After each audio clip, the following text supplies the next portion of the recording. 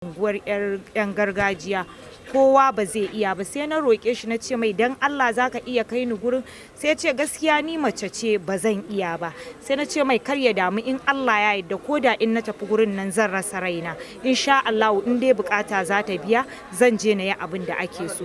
Sai ya ce min to shikenan, sai ya ɗauke ni a mota da muka je anguwan sai ya sauke ni sai ya nuna min inda zan bi, sai na tattaka a kafa sai ya zo ya nuna min gidan.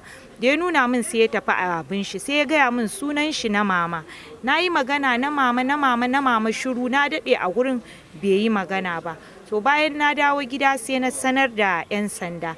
Da na sanar da 'yan sanda na ce kaji abin da yake faruwa. To da na gama da su kuma sai na zo na yi report a group. Bayan na gama wannan shine washe gari sai suka kira ni suka ce min zan iya gane gurin, na ce insha Allah. Muka tafi, da muka je hanya sai na bata ban gane ba, sai kawata sai ta sa mu a hanya.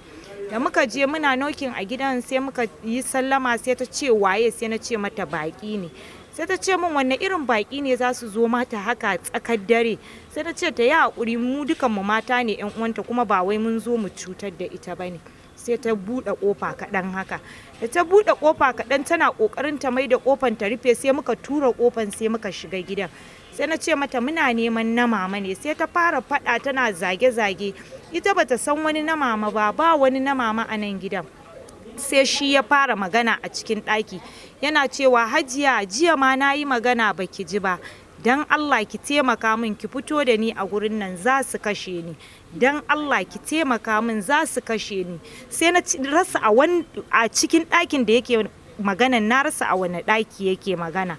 Sai daga baya sai kawata ta ce ga ɗakin da yake magana fa, sai muka ce ta buɗe take, sai na fara mata hayaniya na ce wallahi sai ta buɗe.